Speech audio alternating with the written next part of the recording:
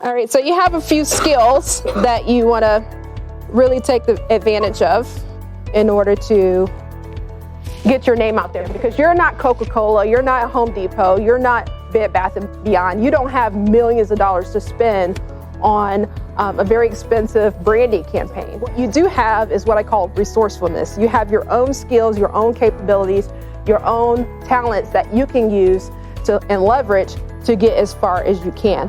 And I'm writing a book right now called The Mauldin Marketing Method, and I'm going to give you kind of a snapshot of that book. It won't be released until next year sometime, but I'm teaching small business owners to use what you have to get what you want.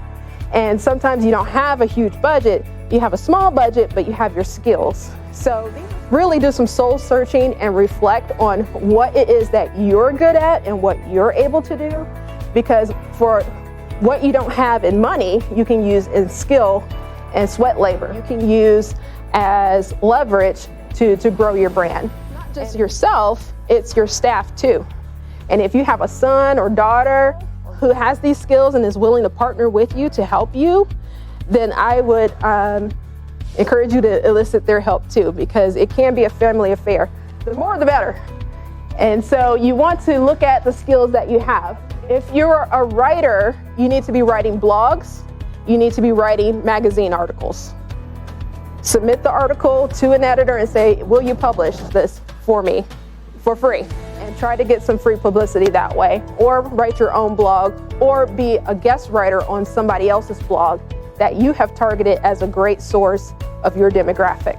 If you're good at video production, if you have your cell phone, it has video camera on it, you can videotape yourself giving special tips, advice, support, frequently asked questions. You can videotape yourself answering these questions and posting that on YouTube and posting that on social media. Use what you have to get what you want.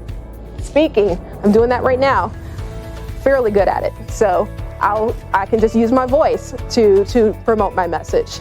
If I can speak in as many venues as I want in front of a captive audience, and they'll hear what I have to say, and if they like me, hey, we work together. So what I'm showing you are some things that you can do to make up for the fact you don't have millions of dollars to spend on advertising. Using your resourcefulness and the skills that you do have to leverage those to get where you need to be. Photography skills, if you're good at taking pictures, you can post to Instagram and Pinterest to grow your brand.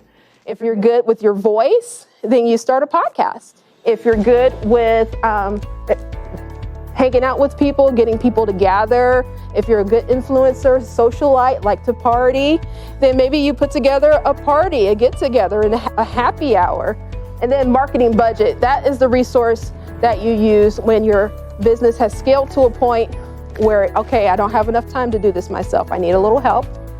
And you're ready to bring in an agency or a single person that can support you with your marketing needs. And then you take that budget and you spend it on the very thing that you have the most amount of impressions in front of the demographic and the psychographic venues that have the most amount of your customers in it. So if that's Facebook, your B2C, spend your money there. If it's a certain television show, spend your money there. If it's radio, spend your money there. If it's a certain magazine, spend your money there.